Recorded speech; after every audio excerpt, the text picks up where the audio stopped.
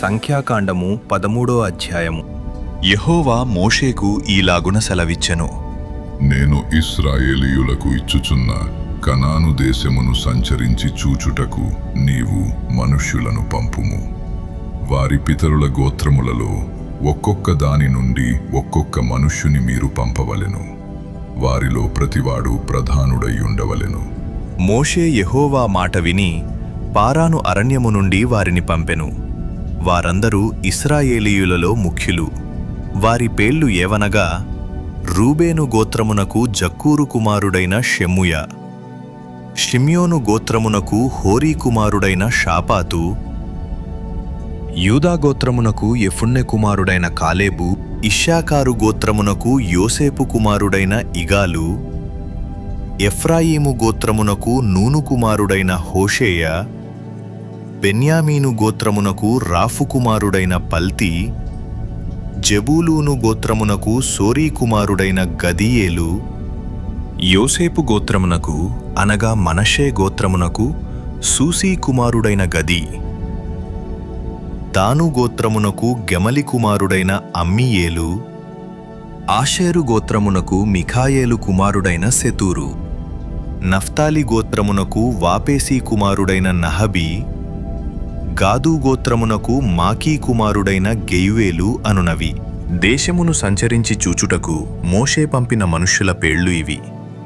మోషేను కుమారుడైన హోషేయకు యెహోషువ అను పేరు పెట్టెను.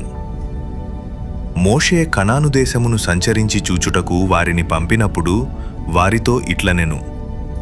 మీరు ధైర్యము తెచ్చుకొని దాని దక్షిణ దిక్కున ప్రవేశించి ఆ కొండ ఎక్కి ఆ దేశము ఎట్టిదో, దానిలో నివసించు జనము బలము గలదో బలము లేనిదో, కొంచెమైనదో విస్తారమైనదో, వారు నివసించు భూమి ఎట్టిదో, అది మంచిదో చెడ్డదో, వారు నివసించు పట్టణములు ఎట్టివో, వారు గుడారములలో నివసించుదురో కోటలలో నివసించుదురో, ఆ భూమి సారమైనదో నిస్సారమైనదో, దానిలో చెట్లున్నవో లేవో కనిపెట్టవలెను.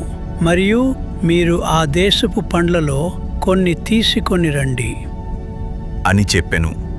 అది ద్రాక్షల ప్రథమ పక్వకాలము. కాబట్టి వారు వెళ్ళి సీను అరణ్యము మొదలుకొని హమాతుకు పోవు మార్గముగా రెహోబు వరకు దేశ సంచారము చేసి చూచిరి. వారు దక్షిణ దిక్కున ప్రయాణము చేసి హెబ్రోనుకు వచ్చిరి. అక్కడ అనాకీయులగు అహీమాను, షేషయి, తల్మయి అనువారుండిరి. ఆ హెబ్రోను ఐగుప్తులోని సోయను కంటే 7 ఏండ్లు ముందుగా కట్టబడెను. వారు ఎస్కోలు లోయలోనికి వచ్చి అక్కడ ఒక్క గెలగల ద్రాక్ష చెట్టు యొక్క కొమ్మను కోసి దండెతో 2 మోసిరి. మరియు వారు కొన్ని దానిమ్మ పండ్లను కొన్ని అంజూరపు పండ్లను తెచ్చిరి. ఇశ్రాయేలీయులు అక్కడ కోసిన ద్రాక్ష గెలను బట్టి ఆ స్థలమునకు ఎస్కోలు లోయ అను పేరు పెట్టబడెను. వారు 40 దినములు ఆ దేశమును సంచరించి చూచి తిరిగి వచ్చిరి. అట్లు వారు వెళ్ళి పారాను అరణ్య మందలి కాదేశులోనున్న మోషే అహరోనుల యొద్దకును ఇశ్రాయేలీయుల సర్వసమాజమునొద్దకును వచ్చి వారికిని ఆ సర్వసమాజమునకును సమాచారము తెలియచెప్పి ఆ దేశపు పండ్లను వారికి చూపించిరి. వారు అతనికి తెలియపర్చిన దేమనగా, నీవు మమ్మును పంపిన దేశమునకు వెళ్ళితిమి. అది పాలు తేనెలు ప్రవహించు దేశమే. దాని పండ్లు ఇవి. అయితే ఆ దేశములో నివసించు జనులు బలవంతులు.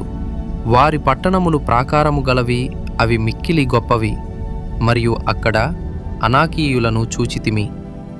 అమాలేకీయులు దక్షిణ దేశములో నివసించుచున్నారు. హిత్తీయులు, యెబూసీయులు, అమోరీయులు కొండ దేశములో నివసించుచున్నారు. కనానీయులు సముద్రము నొద్దను యొర్దాను నదీ ప్రాంతములలోనూ నివసించుచున్నారు అని చెప్పిరి.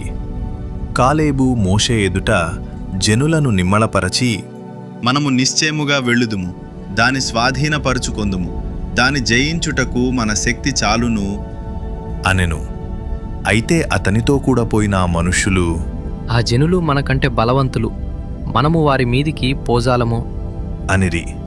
మరియు వారు తాము సంచరించి చూచిన దేశమును గూర్చి ఇశ్రాయేలీయులతో చెడ్డ సమాచారము చెప్పి, మేము సంచరించి చూచిన దేశము తన నివాసులను భక్షించు దేశము. దానిలో మాకు కనబడిన జనులందరూ ఉన్నత దేహులు. అక్కడ నెఫీలీయుల సంబంధులైన అనాకు వంశపు నెఫీలీయులను చూచితిమి. మా దృష్టికి మేము మిడతల వలె ఉంటిమి, వారి దృష్టికిని అట్లే ఉంటిమి అనిరి.